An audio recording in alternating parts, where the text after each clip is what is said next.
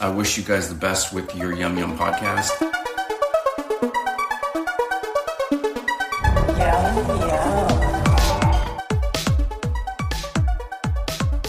Hello, Rachel. Hi, Ryan. How are you doing? I am doing pretty good. How are you? I'm doing pretty good as well. We are back here today on our podcast to discuss the midway point of a final season of television, so there's a little bit of a bittersweet quality as well to the proceedings today, wouldn't you say? I would concur. But thankfully, there's a lot of sweetness here because we had a bit of a silly episode, a bit of a rumbling and tumbling around episode, a little bit of a sexy episode. A romp. It was a romp. It was a bit of a romper stomper, you could say. But we are Ryan and Rachel, the hosts of Yum Yum Podcast, the podcast that's named after an iconic, truly iconic line of dialogue from Star Trek Discovery, uttered by the character of Commander Nandi, whose actress appears in this season of Killjoys as the warden of the Supermax prison that we're in. And she said this line, this actress was given a script from the Star Trek writers. Star Trek, what is often, has often, I should say it in past tense, held prestige in the science fiction television setting. That's the standard. That's the thing you all aim for. That's the thing that we're in the shadow of. She was handed a script by Star Trek writers that said yum yum, and it was absurd. It was ludicrous. She gave it her best, but it was so out of left field that we couldn't help but name ourselves after that instant. And we sit down, we review episodes of science fiction television, we did Star Trek Discovery, and as stated, we are looking at Killjoys. I am coming at this from a rewatch perspective, and Rachel, this is your first time round. Yes, it is. So how about you tell us the name of this episode and what happened? A bout, a girl. Let the games begin. Dutch enters an elite fighting competition at the Supermax. Dav is asked to go on his own misadventures, while Klein gets to be the ladies' hunting dog. And I'm curious to know, what was the yum yum laugh of this particular episode? This episode, I don't remember it giving me a particular cackle. There were some fun moments, but I think I'm gonna give it to Carl. Oh, yes. Carl revealing that he looks so uncomfortable because he's about to shit his pants. You went with the classy humor I can see here. Yes, Carl returns, the company man from season 1. I'm a classy gal. I keep track of nut shots, and there were none this episode. None? Are you sure? Are you sure there was a bunch of fighting in this episode? Did Dutch not kick anyone in the balls? I didn't clock any. She can bite them, but she can't kick them in the balls. That's so upsetting to me. So, I had a difficult time as well, because I think this episode's script was a little bit held back on the humor, but the direction made up for that, because this director, who we are going to talk about, and their new face, they came in and said, okay, everyone, it's time to drink the silly juice. We're going to get silly with this one. Everyone was giving it an insane performance, including our mainstay actors and characters. They were all kooky.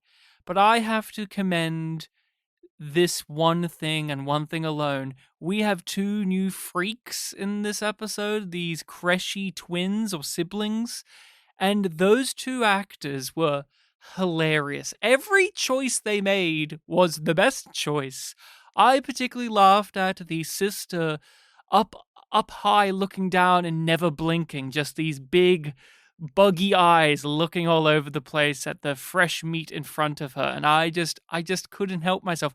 Although Corin had a great moment that you noticed during one of the big fight scenes. His tongue waggle when he's like, just after he's introduced like his champion into the fight. Mm-hmm. And he's just there and he just plops his tongue out. And it's not even in focus, really. It's in the background. They're focusing on something else. But it was just a great piece of business from that actor. This episode is filled with everyone having a nice piece of business. And you mentioned that no one got kicked in the genitals. But we did get some bitch/bitches in this script. But how many? Yeah, Killjoys, every episode almost has had the word bitch be dropped. And Season 5 has been very consistent. We've had them in each episode, but it's been in the ballpark of 2 or 3. This was a 2 bitch drop, but it was pretty good. One of them was like, that's bitch 101. And it was pretty amazing. But then one of them was a mind-raping bitch, which was quite intense to hear come out of people's mouths. So that was our bitch count for this episode. But as already stated, there's a new director here. We have a returning writer, I should say, but we have a new director, and I just want to start talking about them. James Glenn, 42 directing credits on IMDb. He's done You're Killing Me, The Good Doctor.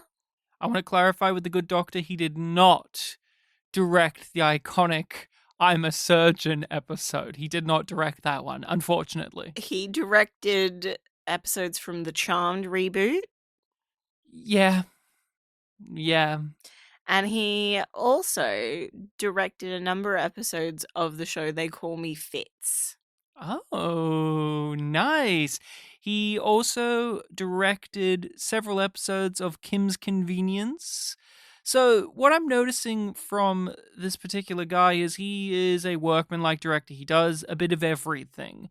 He does comedies, he does dramas, he does cop shows, he does science fiction shows. He is just here. And what I find so fascinating, and I think you do as well, is we are right near the end of the series. We are right near the end, and I didn't think that we would get any new directors or any new writers, really. But here we are, and this is the first of 2 episodes he directs. The next episode is also going to be directed by this guy. And that is why I got spoiled on the title of the next episode. Which Rachel will tell us at the very end, because she remembers it so fondly. But the funniest thing is, this episode is called A Bout, A Girl. Obviously a bit of a play on words, because about is the separated words A and bout. But he actually worked on a show called About a Girl. He directed an episode of a show called About a Girl. So was this the reason he was put in here? Is it? I don't know. But what did you feel about his direction, especially at a point where we know so solidly the visual style of this show and how things look, how things feel, how things are performed? I enjoyed it. I felt like there was a good flair to it, but the flair was hard to tell what was director and what was cinematography. I can understand that. I thought it was very well done. I mean, this episode, on the surface, especially with the title, gives this idea that this is the wrestling, the fighting, the boxing episode, the one in where we're in the ring. But surprisingly, that's not as much of it as you would expect. But when we do get the action, the fighting, it is shot very nicely and in very different ways to what we've been given previously. So I've enjoyed that about the 5th season. I think the action has been very dynamic, and they're letting the fight choreographers and the stunt people and whatnot just play around in different ways to what we've seen before, and not in more garish ways, Keeping just it different. fresh. We do have a returning writer here, Rachel. It's Andrew D. Angelus, and he gave us Necropolis Now. He did. Oh, mother, where art thou? Mm-hmm. And this is his final episode of Killjoys. Previously, those 2 episodes were very solid, not the most mind-blowing. Oh, Mother, Where Art Thou had more stunning revelations narratively, but we've both been okay with this writer. We haven't been blown away, but we haven't been disappointed. Something's held us back each time from really praising the writing. Is this for illegal or unauthorized purposes? Absolutely not. Then the virus is ready. For legal and unauthorized purposes. you and I had a little bit of a different viewing experience with this episode. I really enjoyed myself. I had a blast. I really, really liked it. I thought it was a step up from the previous two episodes. I think this one is focused on what it's supposed to be about, while also not really being about that said thing. Like I mentioned, we are promised this Hunger Games fortress type fighting thing going on where we have to deal with this arena match. A battle royale. A battle royale type deal, but that's not really the focus of the episode. And The focus is more on the heart than the action. and the intrigue, the little moving pieces of how this is a distraction and this is a distraction and this is a distraction for what we're really trying to get here, whether it's our main characters or the secondary characters, and how people are fooling one another. And I thought this was a pretty clever script. And as mentioned, held back on the humor, and I think that really benefited this episode, because it's not as if this is the most serious or most sad or profound in the season even, but it is the most, I would say, focused on what it's supposed to be doing. And I think it did not get distracted with the humor, with action, or with subplots. It has subplots, but they exist in a certain rhythm that is complementary to what this is doing overall. But you walked away from this not on the same page with this. You were much more negative when we finished the episode. I wasn't I? Mm-hmm. And it just didn't fully click for me. This episode is suffering from the burdens of being in the middle of the season, because there are a number of things that are being constructed because of the needs of the arc, not what makes sense. So we can't have Dutch and Johnny reconcile yet. But in its own way, it makes sense, but it feels contrived. It's not out of character. It's not poorly written. It's just disjointed. And it feels a similar way, like the fact that we have at the ending of the Killjoys in even a worse situation than they started in. One that they made for themselves. Yes. And a enemy / ally turned ally. Mm-hmm. And like many other things where it just feels like, and this is the point where we set up this and that, and it's all done fairly well, but I'm just feeling the mechanics of the plot quite a lot in these last couple of episodes. And, it's to be expected at this point of the show as well as the season. But it's just grating up against me because I've gotten so used to this show doing better than that. I understand to a degree. I think what this episode has that can maybe put you at a bit of a distance is it's very plot focused. It is very much about this scene leads to this scene happening. This action has repercussions and it pans out in this way. There are character moments in this episode, of course, but they are ones of frustration for you. Nothing is resolved within this episode. It's all perpetual motion. Like, they don't get control of the ship. They don't find Pre. They do find the cube, but we don't know what it means. Oh, we do by the end. We know that Anil is back, but we don't know what that means, where she was. It's all tease. Yeah, how the cube works. And I'm way less invested in that because we didn't see their journey to get to that point. We don't know how much that has cost them other than time and being at a distance from Team Awesome Force. I disagree and agree with some of what you're saying. I look at it as I that this episode being, as you stated, it is necessitating the arc. This is midway through the final season, so it has to be moving forward. But what I liked about, say, the prison story, for instance, is they come up with a plan, a fairly clever plan, and one that takes a lot of work to get done. And then there's this complication thrown at them with this fighting competition. But then they realize that maybe we can use this to our benefit. But there's more complications, and more problem solving. I really like that about this episode, that there was a lot of problem solving and just cleverness from Team Awesome Force, but they did not get rewarded by the end of it. Each time there was something gone wrong, they managed to find a way to get over that hurdle. But by the end of the episode, the things that they used to get over those hurdles become the hurdle that they can't get over by the end of the episode. And that there, to me, is the kind of better way to make a plot-heavy episode work. We've spoken about this with Klein, for instance, that throughout this season, he has been the avenue of the series stopping in every episode to have a philosophical conversation.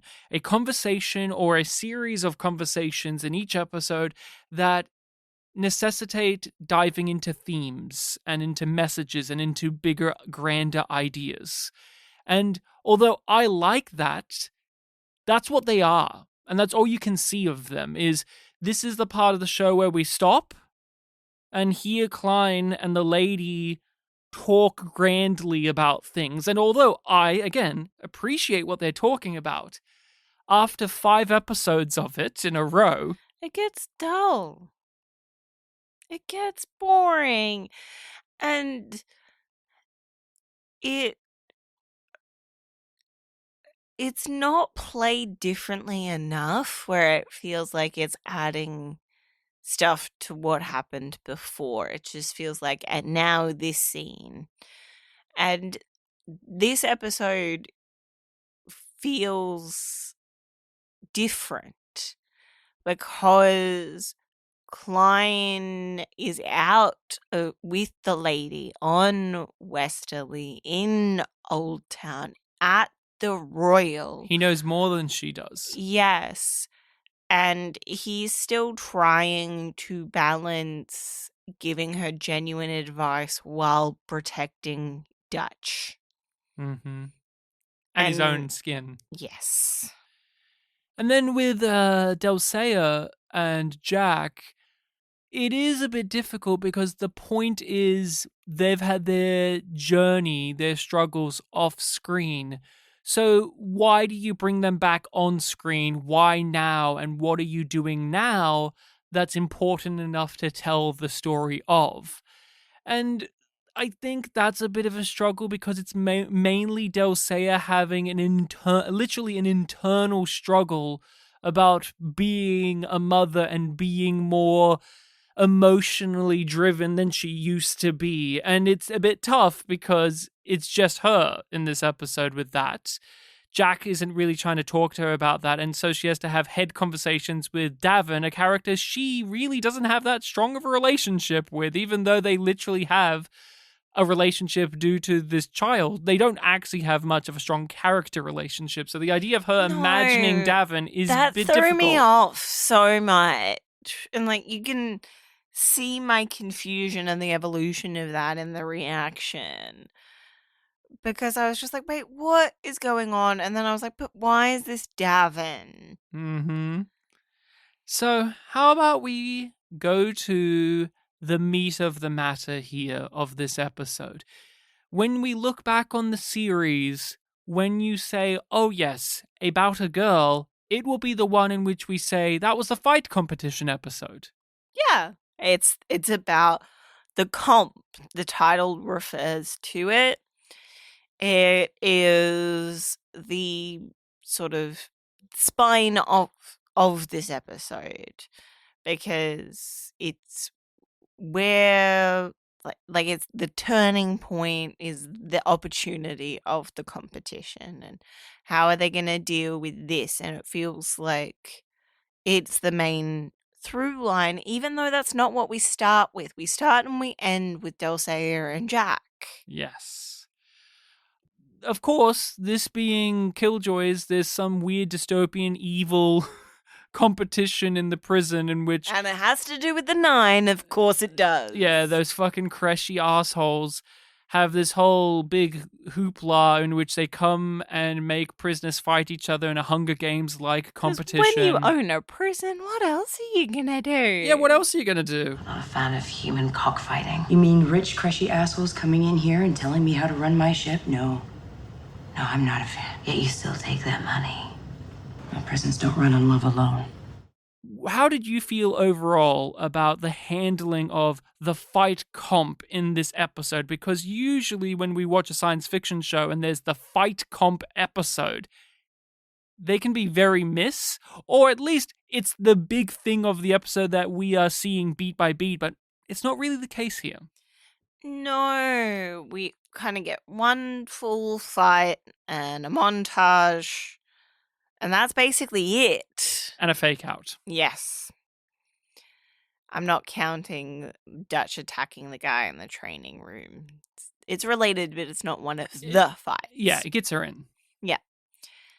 And I felt like this was fairly solid. It did its job, and it didn't need to be more than that. It makes complete sense in the world of Killjoys that this exists. What surprised me was the fact that the warden was so annoyed by it.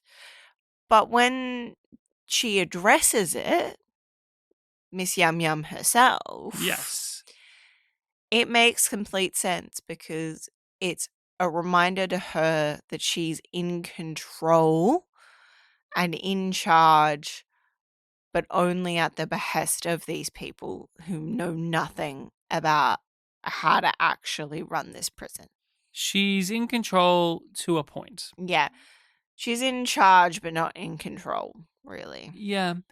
The thing that really matters most about the competition is the ramifications of it existing in the first place. The cruelty of it, the fact that it's rigged, the fact that you really can't win this thing, and if you do, it's a miracle. You have to be someone like Dutch who's super special. And even then, she doesn't really get to win because it was rigged by the other prisoners where they made this the moment where they can rise up. So I like that aspect of it, but then yes, there's commentary about it. We get to know these Creshy siblings and how they are using this as a distraction as well so that they can try and assassinate one another. And then the warden, this figure who we've known for only now 2 episodes, and she's been given the opportunity to show complexity as a person because she's the authority figure, but we know she's a bit crooked. And so this competition that gets money in her pockets, you're thinking, well, the character type I know would be this sleazy, crooked warden who loves this type of thing because they love money and being evil. But what happens instead? What happens instead? She doesn't like it. She laments it. She has mixed feelings about this thing, but she takes wants the Dutch money to win to try and stop it from happening again. And she can't. She like I don't think in this world what she was aiming to do would have succeeded, even if Dutch and Johnny and Dav were not in earnest working towards that goal. Mm-hmm. I don't think there's a version where that would have worked out for her. We are named after a line of dialogue this actress said in a series where she was a semi-recurring character. She has more episodes in Star Trek Discovery. But she's had more. Like, when you said that she's only been in 2 episodes, I'm like, what? Mm-hmm. Crazy. Has it really only been that long? Because she feels so well defined. These episodes, what I love so much about them, and what I love so much about the prison stories in this series, is they don't waste time. They let these supporting characters be characters. They're not just means to an end. You may have your issues with these episodes, but I don't think that's one of them. No. Like, yes, they are, of course, in a narrative sense, but they are given humanity. They are given nuances. These actors are allowed to perform, allowed to show us that they can act. This actress was in several seasons of Star Trek Discovery, and it's hard to tell you if she's a good actress. She's in 2 episodes so far of this, and you can tell she's a great actress. And she is one that is great at playing characters that you shouldn't fuck with. Like, the thing that I liked about the Warden is she gets one up on the characters in this episode, but then she, in turn, gets fooled in other ways. But she doesn't walk away from this looking like an idiot. She's hard as nails. Like, her performance is fierce, is one of determination, in which you respect her in a way because the character's so well put together, even when she's left at the end bleeding and sitting down and she's been defeated in a way.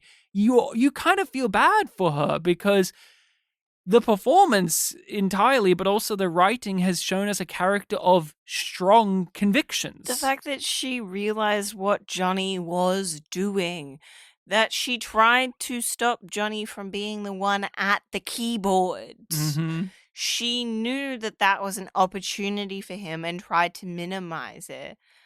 Her mistake was just not being in that room when it happened. She has too many obligations. That's one of the biggest problems that she has in front of her, and it truly bites her in the ass. Now, with the fighting comp, we say that it's backgrounded. Is that cheating the audience? Is that not giving them the goods? Is that not fair to do? Or does it work nonetheless? I think it still works. It definitely still works for me because it's showing you the important bits. We don't need to see every single fight of Dutch because we know that she's gonna win anyway. There's not an interesting thing there. There's no disadvantage, and they're in the same place, so they can't do fun set or prop things like they have done many a time to great success with Dutch. You and I have covered other episodes of science fiction TV that have had the boxing episode, TKO from Babylon 5. And the problem is, and maybe we are just not fans of boxing and wrestling and whatever the case may be, but let's be real, 9 times out of 10, those episodes stink. They stink. They suck. They suck in these shows. They always fucking suck. So I like that Killjoys is like, we will have the veneer of one of those. We'll get Hannah John-Kamen all bloody and put her in like a little sports bra thing and she can punch. Double broad. Yeah, she double broad. Is that what you do? Do you double bra it up when you do female boxing? I haven't done it Okay, well, in this level, so I don't know. she double bra it up, but like, when you say to the audience, hey, this is the episode where Hannah John-Kamen's going to get all nice and sweaty and punch a bunch of dudes, and then the episode kind of isn't that. I was really worried it was going to be like the boxing episode of BSG. Oh, God. Or what about the one from Voyager, where Chakotay is like having flashbacks in his brain about all these amazing times he boxed? See, these suck. These episodes stink, or they're controversial, at least. Like, the one in BSG is divisive. People like that, and people hate that. I won't rob that from that episode. That one's divisive. The other 2 I mentioned suck. No one likes them. And if they do like them, they're lying to you. But I personally like that this episode kind of robs the audience of having the full fight episode, but gives you enough of it. And as said, there's lots of conversations about it, and the fight itself, the fighting, is a tactic used by multiple characters. It's a situation of grandiosity and bombasty and distraction that many characters use, whether it's the Warden, whether it's Team Awesome Force, whether it's the other prisoners, or whether it's the 2 Creshies that have made it come to be. They're all using this spectacle as spectacle so no one notices what they're doing.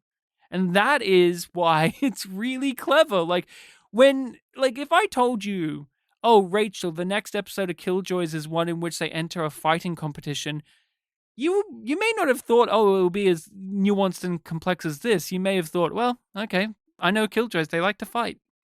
Yep. And they're good at it. It makes complete sense.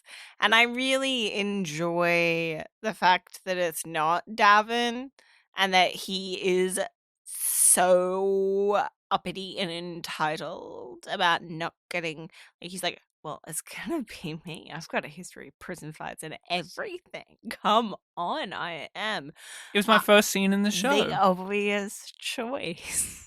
He gets so excited. This is also a yum yum laugh moment. He gets so excited thinking it's going to be him. He rips off his top. Oh yeah, but later, like Yeah, he thinks, oh, now they're calling me in, and he's ready to show the boys the guns, and they say no. And I said this during the reaction, but I'm going to say it again because it's legitimate, it's true. You can tell that Michelle Lovretta is no longer showrunner of this series.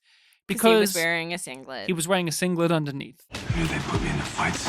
You're not in the fights. Oh, come on. What's this about? I don't ask questions, and neither should you. Let's go now. You have here, Rachel, and I want to read this note correctly because Rachel wrote the notes for this discussion on the podcast. The bullshit, in brackets, Johnny and Dutch. It's still fucking going. Dutch tries to address it, and Johnny says no. And then, well, like, there's extra level bullshit because then she talks about it with Davin, who is open and actually has a conversation with her, and he's like, you need to talk to Johnny, and it's like, she tried. Like, she didn't try super hard. I think she tried. No, she was assertive. She was like, no, let's talk about it. Like, let's actually get into the minutia. Let's get into the feelings here. And Johnny just wasn't up for it. No, but she didn't lay out how she was feeling about it specifically, which is, she does that more with Davin. But I think that's what she realized after that conversation with Johnny, is what she tells Davin. Because here's the thing. This episode, Dutch confronts him about it head on. She's like, this is how I'm feeling. And the problem is, she doesn't feel as nuanced about it as Johnny because she's a different person who has a different relationship going on. So for her, she's like, it was weird for me and I didn't like it. That's her feelings on it. That's all she has. And that's not nice for Johnny to hear, but that's what she feels. That's what she has. And I kind of like that. I kind of like that her thing is as simple as, yeah, that wasn't real, and it made me uncomfortable, and it was weird, and I didn't like it. Mm-hmm. And it's like, that sucks for Johnny to hear because he wants to be loved, but also he is loved, but just not in that way. Yes. And that is okay. And it's been okay for the rest of the show. And if anything, it's been a strength. So why is this bullshit? Because it feels dishonest. It feels like they're not letting them move past this because we can't let them because it's not time yet. It doesn't feel like Johnny running away from his feelings makes sense. Johnny running away from Dutch doesn't make sense. They're literally in a jail together. They have to escape together. They're working on a thing together. And she's saying, I need your head in the fucking game. Get professional. And he has this moment where he's like, when haven't I been there for you? And it's like, I could list you so many times in this fucking show because you've run away and been a little emotional bitch about it. Is Johnny overall as a character, his emotional immaturity was something that we discussed very early in the show, was he's immature but mature. That's always the kind of push and pull of each of these characters, is they're mature and immature. He's mature when it comes to other people's emotions, not his own. Okay. And yet in this arc, he's not when it comes to Dutch. He doesn't hear what she feels. No, because that involves him looking at his own. He's still not ready to look inwards. And see, when we talk about it like that, that sounds interesting. That sounds nuanced. That But sounds that's not layered. the way that it's presented. I would argue it is, but the thing is, they're also saying we need to stop now because this needs to be redone and repackaged and done at another angle next episode or the next episode or the next episode. One of the things that was most fascinating, and I found it truly emotional, like this was, oh, okay, I've had my issues with the Johnny Dutch stuff. It's easy, like you put down, to say bullshit. But what I found really effective and was one of the best things in this episode was her talking to Davin and her talking to Agreed. Davin about not only being upset that the lady has taken the one nice thing from her, this thing that helps her gravity, which is Johnny. Yes. And her relationship with Johnny. But I also liked that she says, and this is not something that's been overt with her, but it actually makes sense, that being thrown into this jail is triggering for her because she's lived a caged life thanks to Klein. Thanks to Klein, Every time she thinks that she's out, she's not actually out. And there's And she's someone not else telling her actually what to do. done. And she knows that Klein is also out there. And she doesn't know the fact that the audience does, which is that Klein's responsible for her being put in that jail. Because he thinks he knows what's best, as he always does. Just like he did with Anila. Just like he did with Anila, something that now she has the life experiences of because she's lived those memories as well. And then what happens at the end? Anila comes out of the cube, something that was a prison for her. So very deliberate. This episode, offhandedly, It's but very very deliberately. conscious. It's very consciously, but did so in a very surprisingly offhanded manner. Thread the needle of all of those things in this episode. And I have to commend something it. Like, that you- was fantastic. You don't notice unless you're looking. I doubt that you would have pulled together all of those things when you watched it for the first time. No, of course not. When I was watching it for the first time, I was razzle-dazzled by all the prison stuff and annoyed by all the Johnny and Dutch stuff. Like, it's just push and pull with this stuff. Like, real rock and a hard place where I got this thing that's great and then this thing that's going to fuck me over. Like, that's how I felt.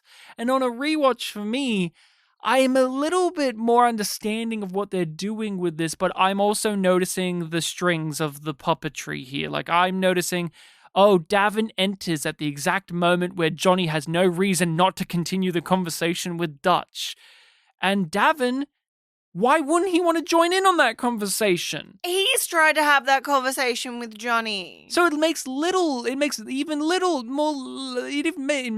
less sense, I should say, that when Davin enters, the conversation ends. In fact, it should amplify more because then there's more to press on. But no, we've got to wait till next episode or the next, or maybe the finale. Who knows? Like, this is one of those arcs where you don't really feel the reason why it has to progress other than there has to be drama.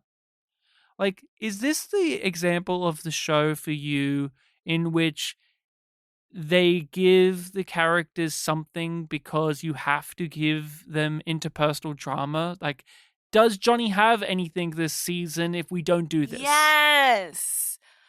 I've been mulling over that. Like, am I feeling frustrated because it just feels like they're doing this because they feel like they need to? And is it like because we need the trio to be having some drama and relationship drama with Dutch and Davin? We did last season and we've done before, but we haven't done this. So let's play in this playground. Who are we supposed to feel for? Are we supposed to feel for Johnny during this? Or are we supposed to recognize that Johnny's being immature? I think we're meant to recognize his immaturity. And I'm not sure what the show wants me to do with that, though. I don't know if I'm meant to be frustrated or if I'm meant to be this frustrated at Johnny and his avoidance. I don't know exactly what it wants from me. The best example I can think of something like this, and it's still a different setup, it's completely different, is Farscape. But there's a storyline in which John Crichton, the main character, is now doubled. There's two of him. And one of him goes off with the love interest, Erin, and they have half a season's worth of adventures. They live a life and they fall in love and they have this grand thing. And then that ends and she has to go back to the other John. And it's this awkward, complicated thing because she's lived this romantic experience with John, but not that John. And that John that's here is envious of the fact that that wasn't him. And so there's interpersonal drama there, and it's awkward, even though neither of those characters should be feeling that way at each other, yet they do because of the sci-fi context, but also because of emotional stuff. And see, it's really nuanced and complicated, and I understand that. And this has tinges of that, where it's like we have this sci-fi thing that happens, and it shouldn't just wash away. It should make things awkward between the two of them. But I just don't think there's enough meat on the bone, emotionally speaking, because other than me recognizing, oh, poor Johnny, what else is there for me to? What else am I supposed to feel? Unlike that plot of Farscape that you described, this plot does feel like it would be reasonably resolved in a singular conversation that we know that these two characters are capable of having with each other at this point. So you're gonna keep avoiding me then? I'm not avoiding you. Bullshit. Have told me what you're going through. Yeah, well, he shouldn't have. No, he shouldn't have, Johnny. It should have been you. To move away from the Supermax prison for a moment and all of the shenanigans there, Klein and the lady have gone down to Old Town because of all of the bullshit that happened with the ships. The lady's saying, no, that's not enough. I need to go down and I need to find these rebels. And I really like the detail that she's like pumped up the whole work process and all of the air in the town is all fucked up now and like they can barely breathe, and she just goes, well, I won't be needing them much longer, so why should I care? I mean, in all fairness, she's right. She won't be needing them much longer, so who gives a shit? It makes complete sense for her. And to see Klein kind of surprised by the lack of her humanity in that moment is interesting because it serves as a reminder to him and to the audience that she is not human, that she is out of touch, that she is ruthless. And to what scale this thing is playing into as well. So they're in Old Town looking for Pre. He's going to be the easiest one to look for, the former Killjoy Pre. And Klein knows all of the real stuff going on, but he's having to play coy with the lady. And so he says, let's go to the Royal and wait for him because this is where he'll naturally come back to. And how much of it is him genuinely thinking that's a tactic, and how much of this is him delaying and wasting the lady's time so Dutch can do what she needs to do? How much of it is that?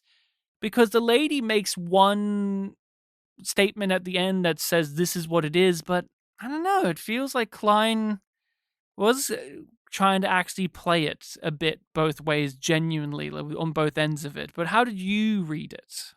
I read it as he's trying to walk the line between those two things. It's not fully one side or the other. Because nothing with Klein is that simple. Nothing.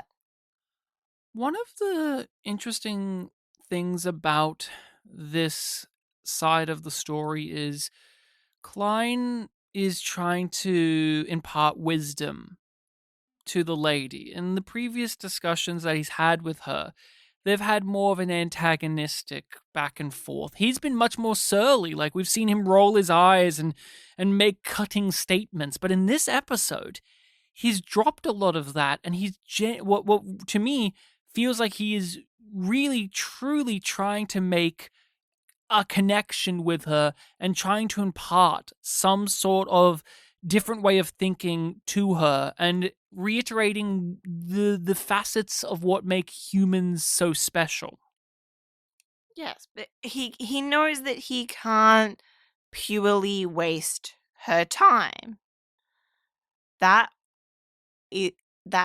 won't work. That play won't work. And because he's been feeling out how much he can push it. Each time what we've seen him with the lady, it's him pushing the edge of how much he can get away with. But how much of this is also just, this is who he is. He can't help himself. We like to say Klein's like this master thinker, Machiavellian 4D chess player, but I think a part of this shows that he can't help but be the fatherly mentor. He can't help himself. Like, he makes her the drink that you find out is for children, and he's trying to get her to, like, relive this host body's, like, emotional memory stuff. And to me, that just really rings out of just Klein, that's what he does all of the time. Like, throughout the series, how many times reliving that purpose? Yeah, how many times have we seen him do weird but also tender things for Dutch because he's trying to teach her a lesson? Not just, I need you to... Poisoning her. Yeah. It's one of the first things that he does. Yeah, because he's very much like, I need you to do a thing. But then we've learned over the course of time, like, he won't always just make you do heinous things because he needs you to do this thing in the long term. It is like he's trying to make you understand what he needs you to understand, but it's like, what does that mean for him? And now we see it's like, there is this, because we've humanized Klein a lot, there is this element of like, he cares.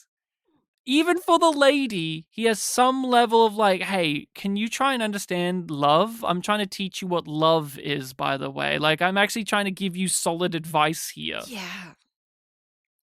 But out of all of the characters in all of Sci-Fi that I can believe would try and impart wisdom on the psychopathic arch villain alien devoid of emotional memory, it is Klein. It's interesting, isn't it? Like, this is the most human we've seen him. He's literally human again.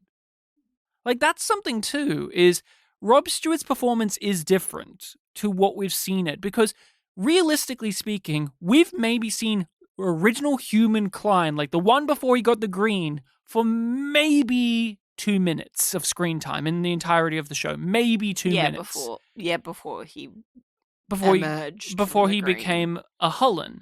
Now, this season, he's human. He's just a guy. And Rob Stewart's performance is different. It's much more externally emotional, but still subdued, because Klein, you even got the hints of it when he was human before he became Hullen, that he was just an emotionally reserved, but also very perturbed individual. Yeah. And I just want to hear some more from you about that, of seeing a human Klein, because we also see him nervous in this episode, like genuine, like, can I get away with this? It's fun. It's fun to see him in this different light, in this different way. And I think that it's very important for the show to do this at this point. We are heading towards the end. This overall should be the lowest point that our characters see, pretty much.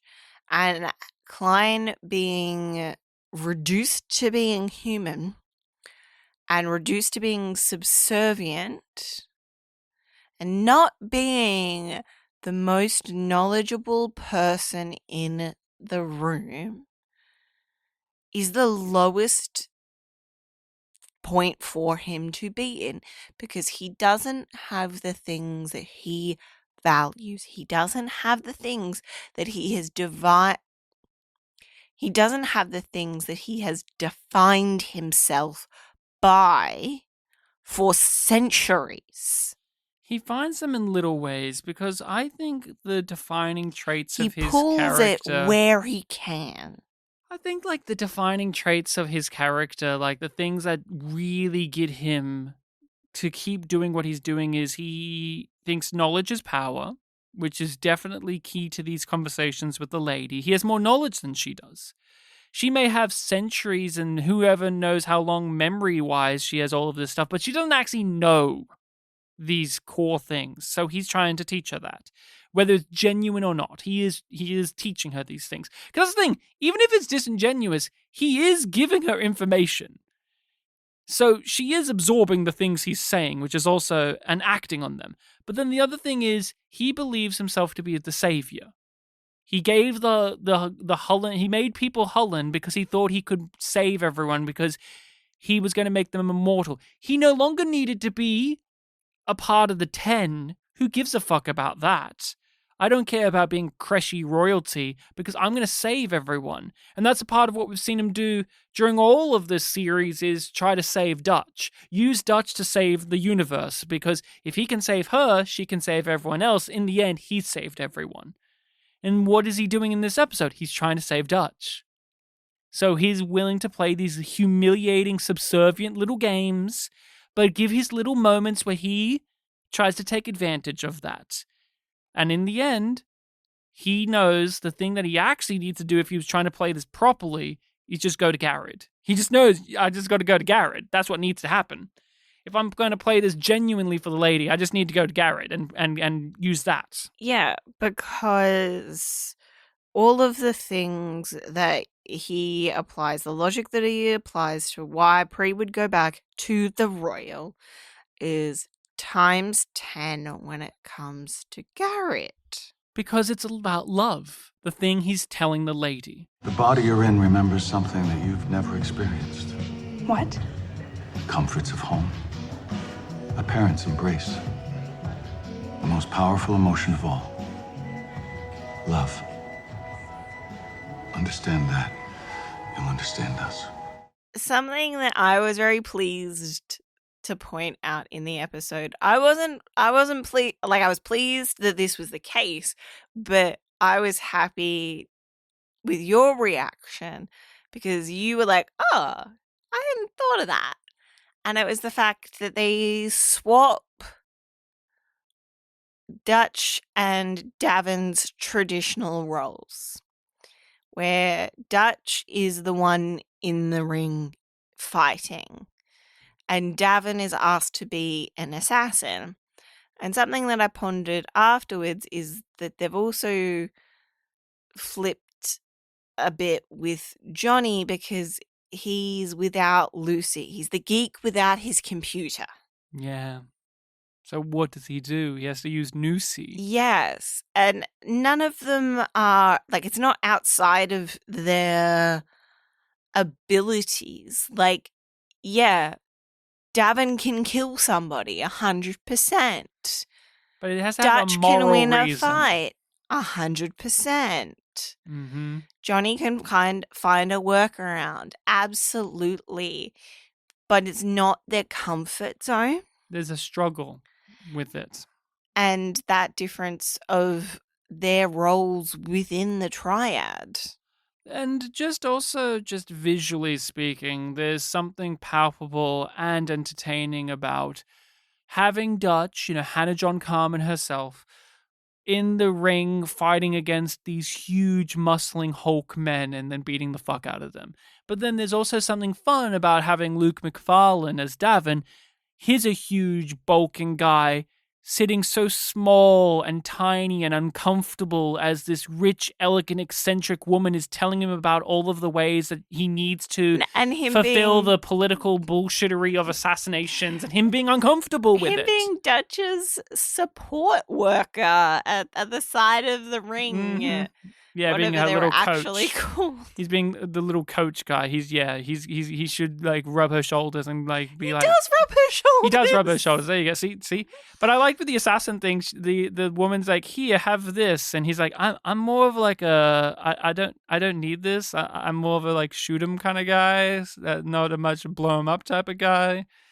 And then Johnny, we do see that he struggles in this episode because he has to rely on other people when it comes to the computer stuff. Like, he has to rely on the criminal network inside the prison to help him with certain things. He can't do it all on his own, and then that comes to bite him in the ass. That comes to bite them all in the ass, is Team Awesome Force have to rely on the people that they inherently put in here in the first place, whether literally or figuratively speaking. Like, they are the problem. I want to say that they create for something themselves.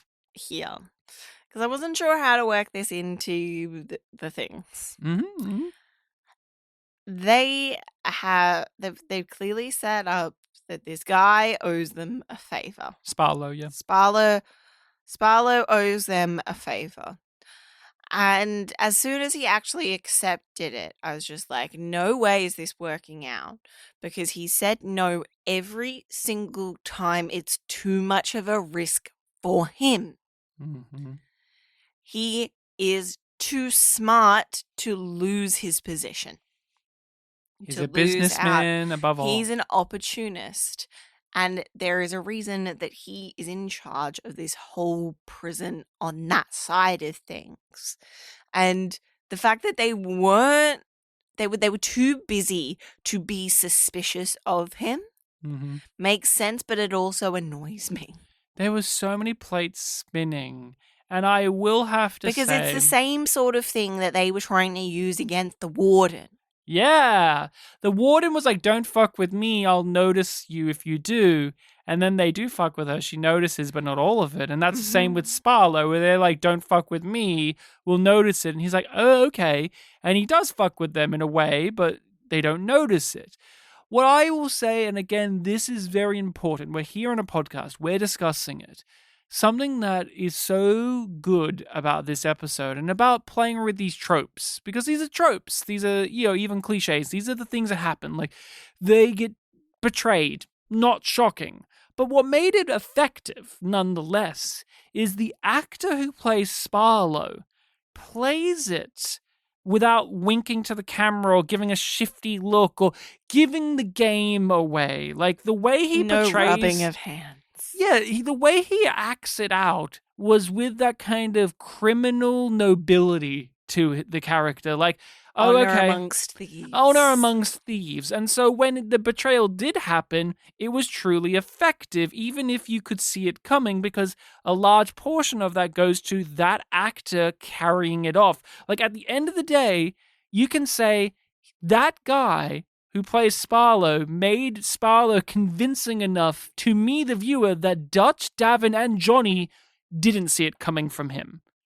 And they didn't see that he teamed up with Corin, of all people. Like, that's the big, big reveal, is he's with Corin. They're like, actually, we work things out. This is going great for us. They needed each other for this plan to succeed. And they both would believe that with this power, they could eventually, they could get the better of the other one. Now, it starts the episode, there's a bit in the middle, and then it ends the episode of Delsea. We cut to wherever Delsea and Jack have gone. They've gone to some planet. Deep space, some planet. They're living a bow and arrow lifestyle. They're hunting for food, killing guys, and they're looking they're stealing food. They're stealing food. And they are looking for a cube. And they need that cube for whatever mysterious reasons. But that's not the real thrust of their story. The real thrust of their story is Jack doesn't understand the relationship that he has with his family.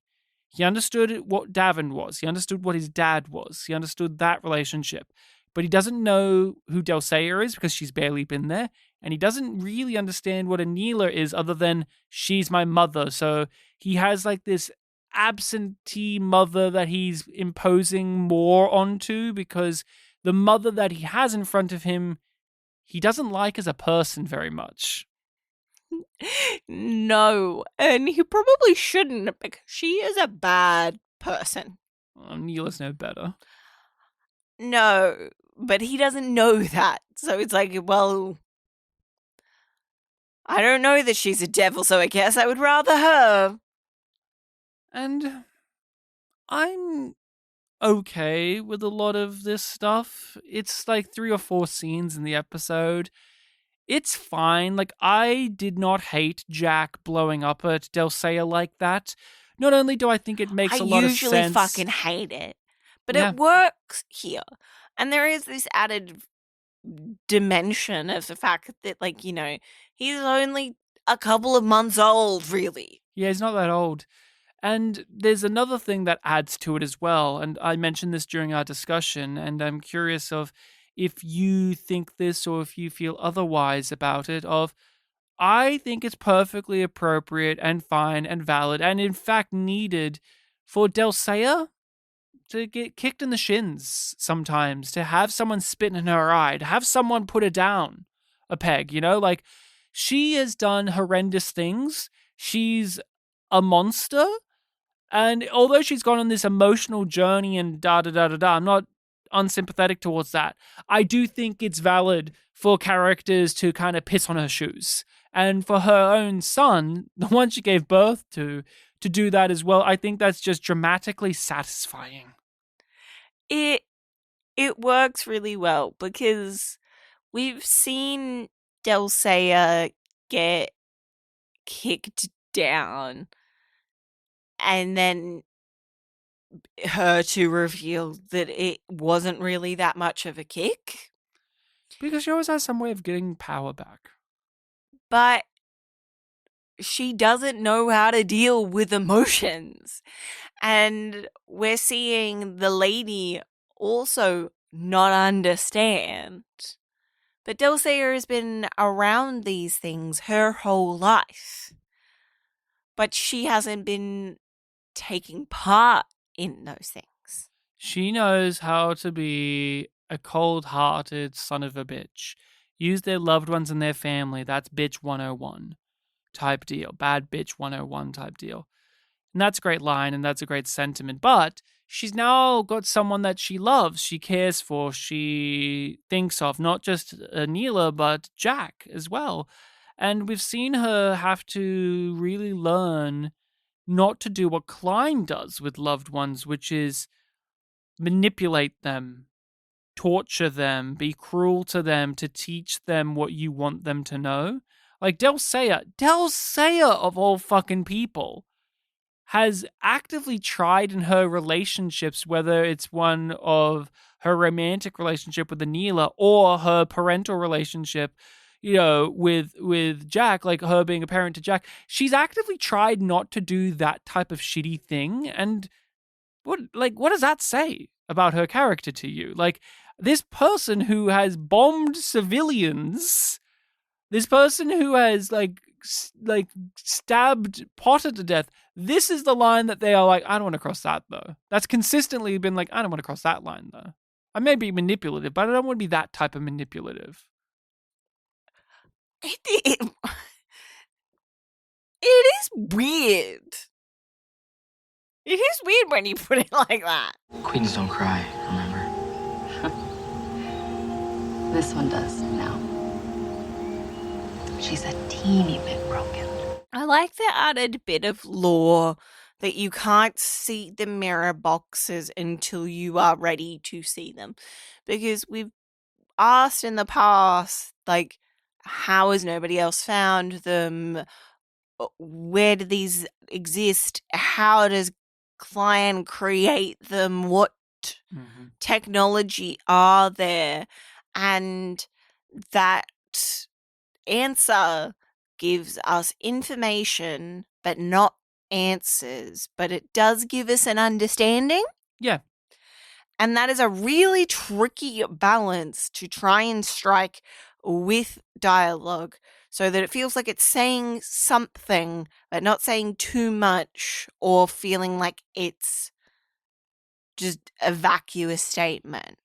A piece of world building or lore stuff I liked is Dulcea is trying to get Jack to use his future sight more and trying to understand what the lady is doing by using that future sight. So what is happening? Oh, Jack seeing all these fucked up things that's going on with Team Awesome Force, and Dulcea being a ruthless bitch herself, knows, oh, that makes sense, because if I was the lady, I would be doing those things too. So, okay, let's not go back there because that's actually a trick. She's going to try and use that so that we go, then you get captured. Okay, got it. Like, I like that level of using Jack's future sight and him still being a child, being naive, but also understanding that she's probably right.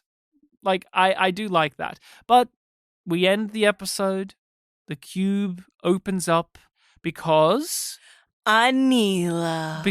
Jack put in the swab that they got from Dutch, because that also answers something that you have to be genetically allowed in. Yep. Or allowed out. Or allowed out. But no, that part was... I would say in, because he does that and it wobbles out and then she can walk out. Yeah, but it's like, that suggests that she couldn't just walk out. Yeah, yeah. Well, but that's how it was when they found her prison. Yes, true. You could go in it, but you couldn't get out of it. You could only get out of it when somebody was getting in it. So that's what I was thinking about it. That makes sense. But what happens? Anila emerges. Dulcea drops to her knees. And we end episode. Jack kind of is there too. Which is it's important because there's been multiple points where Dulcea has said that she will kneel for nobody. And... her first meeting with Anila was she literally was forced to kneel. Yes. In front of her. Now she it's does the it. only person that she will willingly do it for. And it's out of relief. Is it crazy that they've not been together, like these two characters have not been together for like a season and a half? I was going to say it's getting close to 2 seasons, right? Yeah. And the fact that their bond still feels so strong is crazy. That's an ultimate compliment right there. That is a true compliment. That they did such a magnificent job of building up these two villainous characters' romantic relationship enough that you can have them be separate for basically 2 seasons. And it longer than they were together. Longer than they were together. And it still feels like a true relationship and one that you're, dare I say, rooting for. Like, I'm happy to see them back together. Let's see what they do with that. But I think it's time now, Rachel, to hear what we're going to rate this episode on our scale of Yum being bad and Yum Yum being good. What do you give it? I give this episode a yum yum. Yum yum. It is not perfect, but it is good and it has some outstanding moments and it is a fun time with some sad moments, but like it's just, it's lovely in a weird sort of way. With any show of this era and now, there is the pros and cons that come with overarching and serialized storytelling. For every time we say, oh, that thing with Johnny and Dutch drags it down and I don't like it, and that's a byproduct of the serialized storytelling nature, there's like 5 to 10 things that are a byproduct of the storytelling that we are talking about that are good, as well as the things that are just self-contained in this episode that are good. I think for the majority of it, just like the one and done self-contained things of this episode are good. It's just that one major thing that's been dragging it down when it comes to the ongoing thing of Johnny and Dutch.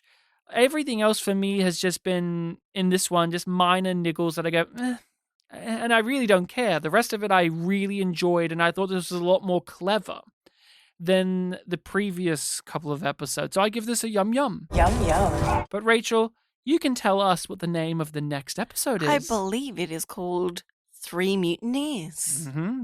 That is correct. The 3 Mutineers. So what do you think will be happening next time on Killjoys? I think they're going to be trying to get control of the prison. They're trying to succeed in doing a mutiny on the ship. Excellent. Any other storylines or people or characters or things that you think will be touched upon? I don't know if they're going to immediately do stuff with Jack, Dulcea, and Anila. But they might. I hope that we check in on Zeph and that section of Team Awesome Force, especially because that should be pulled into the stuff with looking for Pre. Yeah. And that may combine. I don't know. Any other predictions or thoughts, whether it's for the next episode or just the future of the series? We're halfway through now, and this episode gave a lot of things to us. Yes. Yeah. I think that there's going to be like a next evolution to Nusi. I think that there's going to be something there with that. Like she's going to jump up in personality. He was Yeah. teaching her fun Yeah. in this He was episode. That was calling her cute. Johnny. She called him John. So there are little things. Yeah, we didn't talk too much about Nusi, but one of the details that is excellent is the voice acting. It's the same voice actress, but she's doing the voice in a higher register. It's not Lucy's voice. It is different. Yeah, it's a different It's portrayal. close, but she's- not exact. But she's higher now. And it's very funny, and it's never commented on. It's just a nice way of differentiating the two and showing that she's less human. Like, she's always at the same register. It doesn't really modulate very much. So that is it from us. Thank you all so much for listening.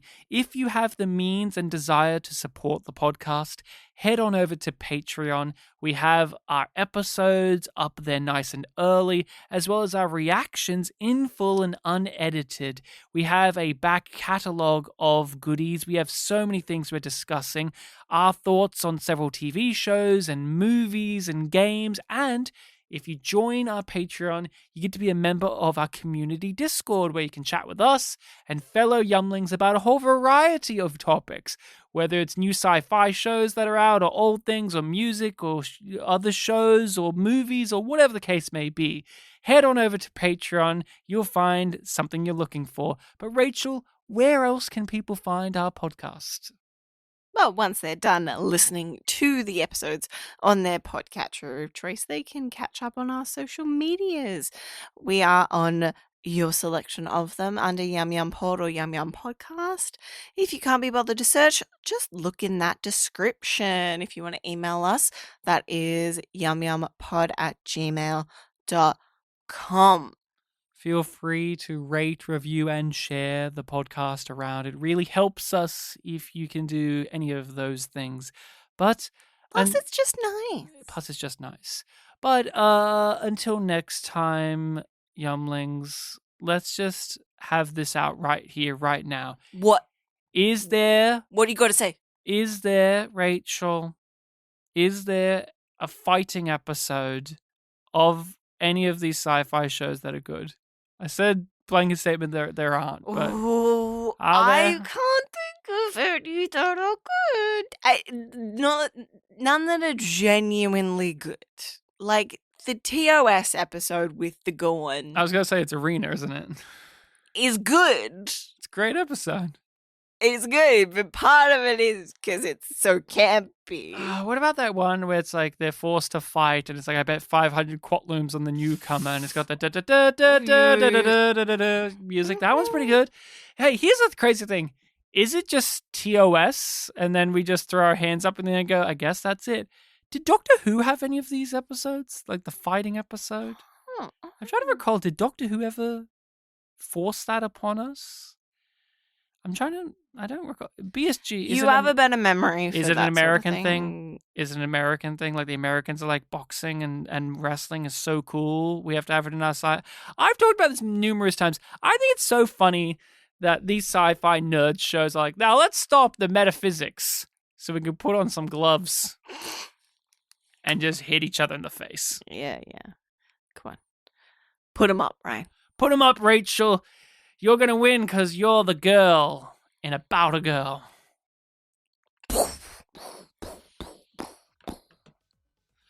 This episode missed the opportunity to have Johnny be the commentator of the fights.